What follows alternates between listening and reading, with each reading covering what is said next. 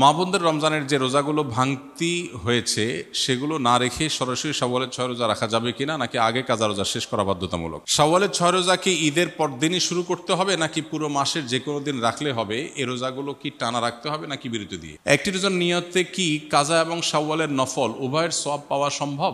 অর্থাৎ এক রোজায় কি দুই নিয়ত করা যাবে? আপনার জানা মতে শাওয়ালের রোজা রাখার সময় প্রচলিত কোনো ভুল আছে কি না, যা আমাদের এড়িয়ে চলা উচিত? শাওয়ালের রোজা কেন্দ্রিক খুব কমন বড় কোনো ভুল নাই, তবে ভুল ধারণা আছে কিছু। যেমন অনেকে মনে করেন শাওয়ালের 6 রোজা লাগাতার রাখতে হয়, ধারাবাহিক রাখতে হয়। যদি এই ধারণা এখন আস্তে আস্তে পরিষ্কার হয়ে গেছে আমার মনে হয়। শাওয়ালের 6টা রোজার ফজিলতটা আমরা জানি। নবী সাল্লাল্লাহু আলাইহি ওয়াসাল্লাম বলেছেন, মান সামা রমাদান সুম্মা আতবাহু সিত্তাম মিন শাওয়াল কানা কাসিয়ামিদ দাহর। যে ব্যক্তি রমজান রোজা রাখার পরে শাওয়ালের 6টা রোজা রাখবে, সে ব্যক্তি সারা বছর রোজা রাখার সওয়াব পাবে। এক হাদিসে নবী আলাইহিস সালাম এটার ব্যাখ্যাও করে দিয়েছেন। বিষয়টা এইভাবে যে রমজানের 30টা রোজা সচরাচর সর্বোচ্চ 30টা রোজা হয়, এটাকে প্রত্যেক আমলকে আল্লাহ তাআলা কমপক্ষে 10 গুণ বাড়িয়ে দেন। তাতে 30কে 10 দিয়ে গুণ দিলে 300 হয়, আর শাওয়ালের 6টা রোজা রাখলে আর 6 দুগুণে 60 হয়, তাহলে 360 চান্দ্র বছর হিসাবে 360 দিন। অতএব পুরো বছর রোজা রাখা সওয়াব পেতে হলে রমজান রোজার পরে শাওয়ালের 6টা রোজা রাখতে হবে। এই রোজা রাখার ক্ষেত্রে কোনো ধারাবাহিকতার শর্ত নাই, ভেঙে ভেঙে রাখতে পারেন, ইচ্ছা মানে একসাথে রাখতে পারেন, যেভাবে খুশি রাখতে পারেন। এটা হলো একটা ভুল ধারণা সাধারণত, যে একসাথে রাখা লাগে কিনা অনেকের ধারণা হতে পারে। এর বাইরে আর তেমন কোনো মেজর ভুল দেখি না। রমজান রোজা যেভাবে রাখেন সেটাও একইভাবে আপনি রাখবেন, শাওয়াল মাসের মধ্যেই রেখে দিবেন। মা বোনদের রমজানের যে রোজাগুলো ভাঙতি হয়েছে সেগুলো না রেখে সরাসরি শাওয়ালের 6 রোজা রাখা যাবে কিনা, নাকি আগে কাজা রোজা শেষ করা বাধ্যতামূলক? যেহেতু হাদিসের ভাষ্যটা এরকম, মান সামা রমাদান সুম্মা আতবাহু সিত্তাম মিন শাওয়াল, যে রমজানের রোজা রাখলো এরপরে শাওয়ালের 6টা রোজা রাখলো। হাদিসের ভাষ্যটা লক্ষ্য করলে বোঝা যায় যে রমজান রোজা রেখে আগে শেষ করা দরকার, এরপরে শাওয়ালের রোজা। অতএব মা বোনরা হোক আর পুরুষরা হোক, সবার জন্য একই কথা প্রযোজ্য। রমজানে কোনো কাজা রোজা থাকলে আগে কাজাগুলো রেখে তারপরে শাওয়ালের রোজা রাখা উত্তম। কোনো কারণে যদি রমজানের ভাঙতি রোজা রেখে শাওয়ালের 6টা রাখা সম্ভব হবে না মনে হয়, কারণ রমজানে 10টা রোজা ভাঙতি হয়েছে, আবার এদিকে শাওয়ালের 6টা 16টা রোজা, এতগুলো রোজা তার এক মাসে রাখা তার জন্য টাফ হবে যদি মনে হয়, তাহলে সেক্ষেত্রে সে শাওয়ালের 6টা রোজা রেখে কাজাগুলো পরে আদায় করলেও ইনশাআল্লাহ তার শাওয়ালের 6 রোজার ফজিলত আদায় হয়ে যাবে। শাওয়ালের 6 রোজা কি ঈদের পরদিনই শুরু করতে হবে, নাকি পুরো মাসের যে কোনো দিন রাখলে হবে? এই রোজাগুলো কি টানা রাখতে হবে নাকি বিরতি দিয়ে? এটা আমরা ইতিপূর্বে বলে ফেলেছি। শাওয়ালের 6 রোজা ঈদের পরপরই রাখতে হবে, এমন কোনো বাধ্যবাধকতা নেই। তবে অনেকের জন্য সহজ হয় ঈদের পরপর রেখে ফেলতে পারলে, যাতে করে রোজার অভ্যাসটা থাকে, এর মধ্যে রেখে ফেলতে পারে, পরে আর রাখা হয় না, তারা আগে রেখে ফেলবে। আর যার সুযোগ আছে পরে রাখার বা দরকার আছে পরে রাখা, সে পরে রাখবে। এবং ধারাবাহিকভাবে রাখুক, সপ্তাহে 2টা করে 1টা করে রাখুক, যেভাবে খুশি রেখে শাওয়ালের এই মাসের মধ্যে 30 দিনের মধ্যেই রেখে শেষ করতে হবে। একটি রোজার নিয়তে কি কাজা এবং শাওয়ালের নফল উভয়ের সওয়াব পাওয়া সম্ভব? অর্থাৎ এক রোজায় কি দুই নিয়ত করা যাবে? না, এটা আপনি করতে পারবেন না। ফরজ রোজার নিয়ত করলে সেখানে আবার নফলেরটাও নিয়ত করতে পারবেন না। তবে নফলের 2টা একসাথে নিয়ত করতে পারবেন। যেমন সোমবার বৃহস্পতিবার রোজা রাখলেন, চাঁদের 13, 14, 15 রোজা রাখলেন, আবার শাওয়ালের রোজারও নিয়ত করে নিলেন, এখানে ইনক্লুড করতে পারবেন। 2টা নিয়তই একসাথে করতে পারেন। আর ফরজ কাজা রোজা আছে, সেটা রাখলেন, একই সাথে আবার শাওয়ালের 6 রোজা রাখবেন, সেটা আদায় হবে না। নববিবাহিতদের জন্য কিছু উপদেশ দিন। যারা সদ্য বিবাহিত তাদের উদ্দেশ্যে আমার উপদেশ সবসময় থাকে, তারা স্ত্রীর কথা মেনে চলবেন, ব্যাস এটাই উপদেশ। আপনারা হেসে উড়াই দিলেন জিনিসটা, সিরিয়াস উপদেশ। আমি কোনো বিয়ে পড়ালে সাধারণত আমি নতুন জামাইকে বলি, বাবা সুখে থাকতে চাইলে বউয়ের হাতে বায়াত হয়ে মুরিদ হয়ে তার কথা মতো চলবা, ব্যাস শেষ।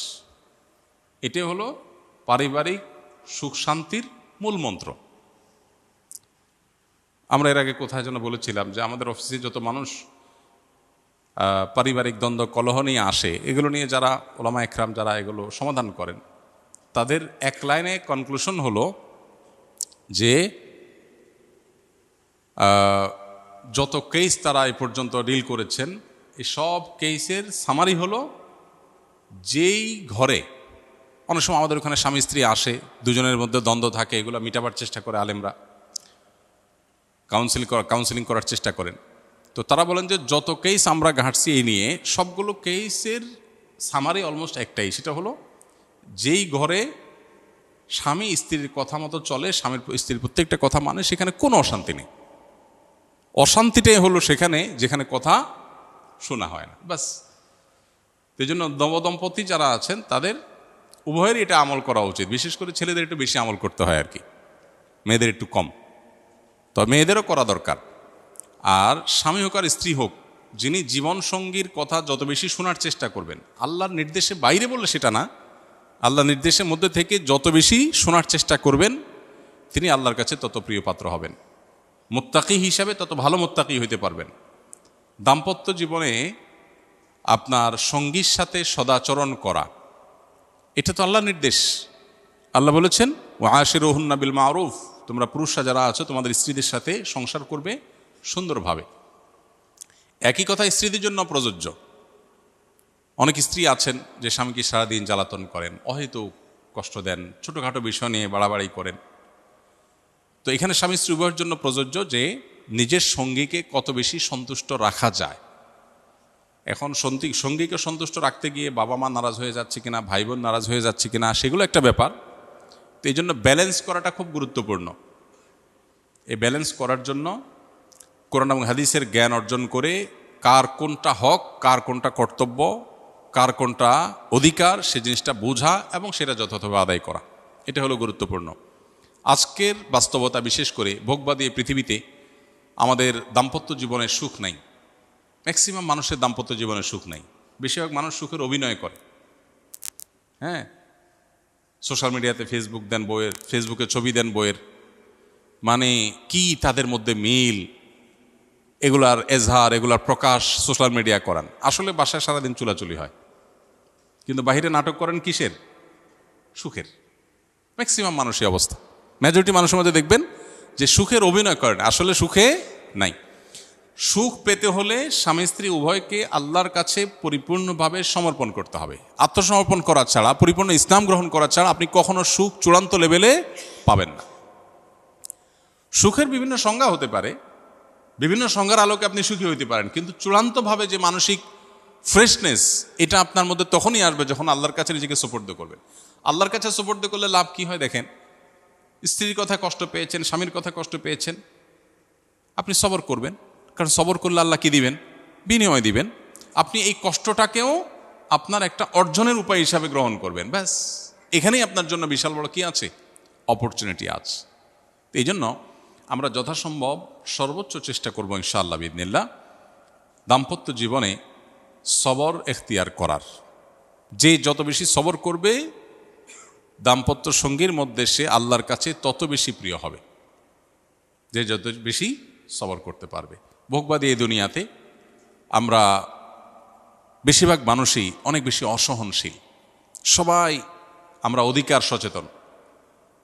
স্বামী স্ত্রী যদি কোরআন হাদিস জানে, একটু ইসলাম চর্চা করে, তাহলে তারা তাদের মতো করে অধিকার সচেতন হয়।